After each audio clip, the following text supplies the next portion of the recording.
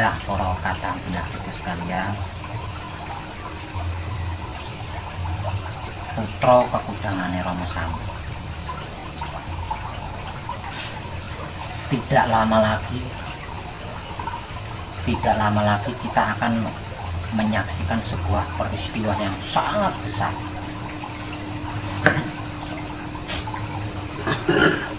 yang sepanjang sejarah peradaban kehidupan manusia itu belum pernah terjadi.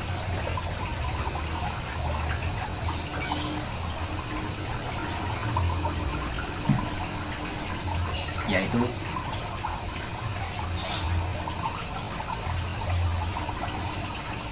kita kan sering dapat kabar ya. Kita sering mendapatkan kabar dari orang-orang yang senang memberi kabar. Namun setiap kabar yang kita terima itu selalu kabar yang mengerikan, kabar yang menakutkan. Nyaris tidak ada kabar yang membuat kita itu tenang, nyaman. Ada kabar lagi mengerikan, ada kabar lagi menakutkan, ada kabar lagi mengerikan, selalu seperti itu.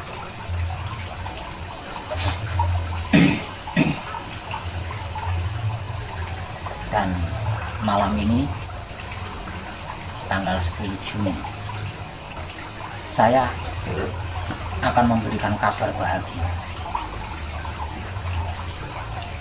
Apakah kabar bahagia itu?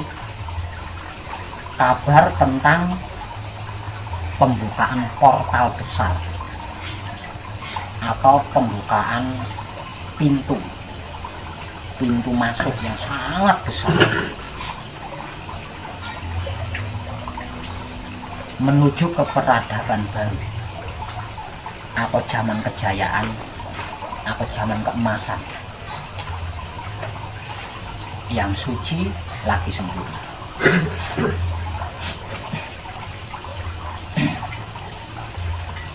Jadi dimulai dari pembukaan portal besar inilah seluruh orang-orang yang menyukai kebajikan dan mau melakukan kebajikan itu dengan kesadaran rasa cinta kasih sayang hidup akan terangkat derajatnya, akan meraih kemenangan, akan mendapatkan kejayaan.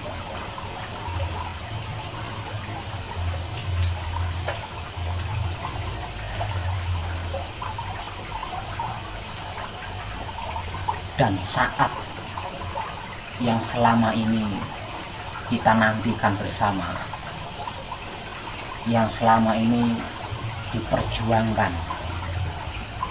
oleh para leluhur kita dari bangsa dewata atau dari bangsa para dewa,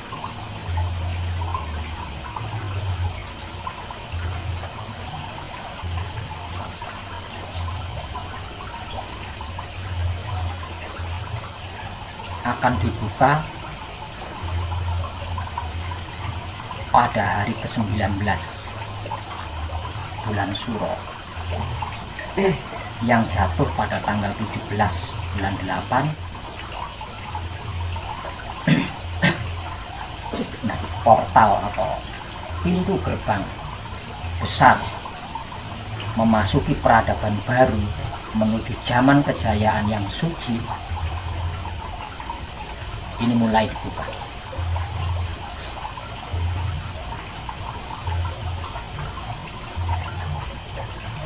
Dan benar-benar akan dibuka pada hari ke-21 setelah bulan Suro yang jatuh pada tanggal 21 bulan 9 atau September. Pembukaan portal besar peradaban baru menuju zaman kejayaan yang suci ini hanya dapat disaksikan atau hanya dapat diketahui oleh seluruh manusia hidup yang menyukai kebajikan dan mau melakukan kebajikan itu dengan kesadaran rasa cinta kasih sayang itu. Sedangkan mereka-mereka yang tidak menyukai kebajikan dan enggan atau tidak mau sama sekali melakukan kebajikan, lebih memilih syirik, iri, dengki, bully, fitnah, dendam, mencari-cari kesalahan orang lain, menghakimi, tidak bisa, sama sekali tidak bisa menyaksikan portal besar yang terbuka.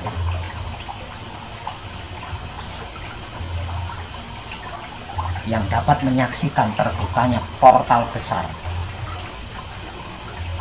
peradaban baru menuju zaman kejayaan yang suci, itu hanya orang-orang yang menyukai kebajikan dan mau melakukan kebajikan itu dengan kesadaran rasa cinta kasih sayang itu. Soal dia bisa melalui pintu gerbang itu atau portal tersebut, saya tidak tahu. Namun yang pasti, yang bisa menyaksikan dan bisa melalui portal besar peradaban baru ini hanya putra kekudangane Rama. Hanya putra kekudangane Rama. Namun kalau yang bisa menyaksikan, yang bisa mengetahui terbukanya portal besar peradaban baru ini, seluruh manusia yang menyukai kebajikan dan mau melakukan kebajikan. Kalau yang mengetahui, kalau yang dapat melihat maksudnya. Namun yang bisa melihat dan bisa memasuki pintu gerbang ini, bisa melalui pintu gerbang ini, hanya putra kekudangane Rama.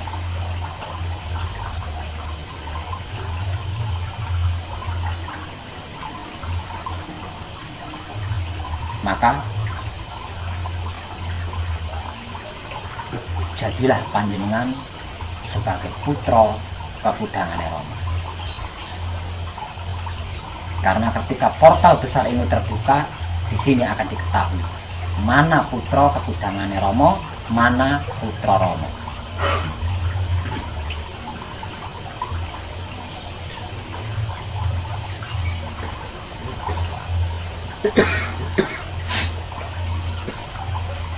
Pembukaan portal besar peradaban baru menuju zaman kejayaan yang suci ini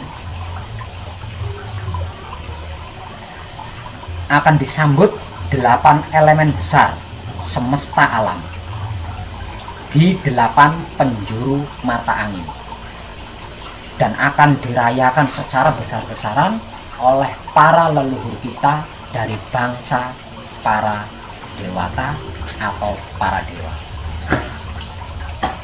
sebagai ucapan syukur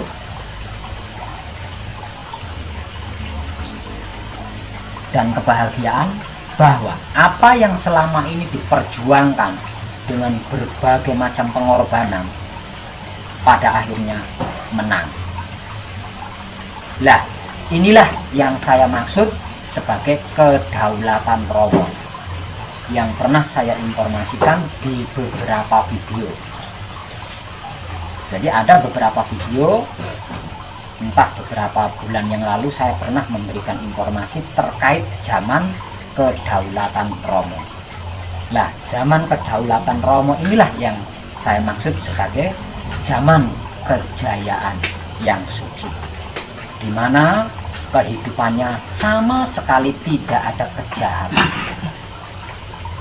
Di dalam kejayaannya sama sekali tidak ada kejahatan, sama sekali tidak ada keburukan.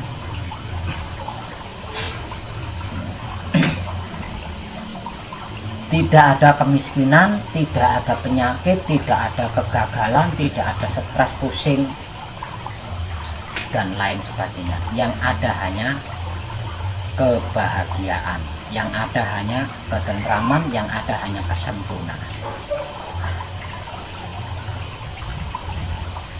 Ketika Rama berdaulat, ketika Rama jumeneng menguasai alam semesta,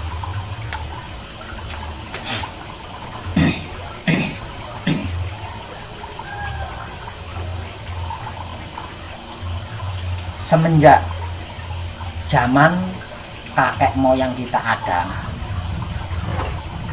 kita sebagai anak cucu keturunannya itu memiliki musuh abadi. Musuh abadi ini adalah musuh yang tidak menyukai kebajikan dan tidak mau melakukan kebajikan. Nah, kejadian ini terjadi sejak zaman kakek moyang kita ada,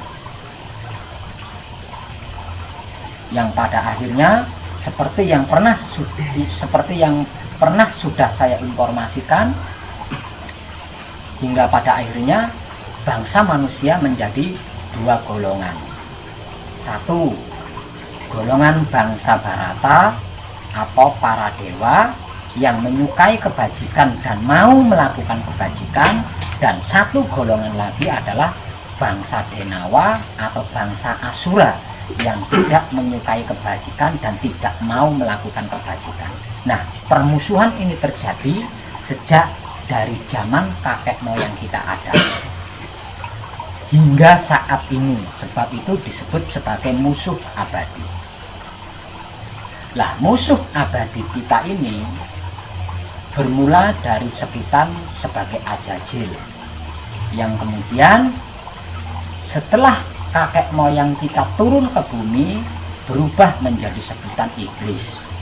Ajajil atau iblis, jika seluruh kekuatannya ini bersatu, maka dia akan berubah sebutan lagi menjadi Dajjal. Lah, Dajjal ini adalah alat penghancur milik Tuhan yang nanti akan digunakan jika keseimbangan alam semesta ini tidak terjadi.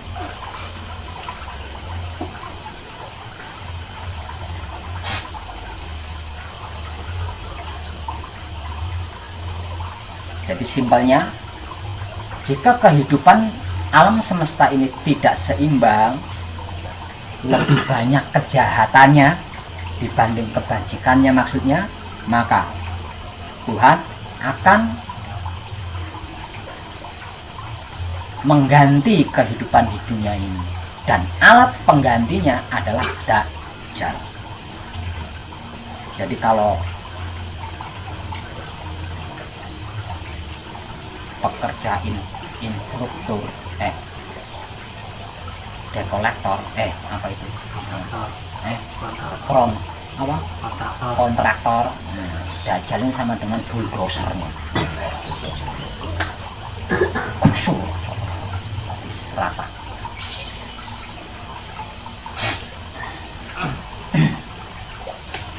Nah, untuk agar supaya alam semesta ini, kehidupan di dalam alam semesta ini agar menjadi seimbang, maka sebagai seorang putra kekudangan Romo, antara bangsa Asura dengan bangsa Barata ini harus dimanunggalkan, baru bisa seimbang.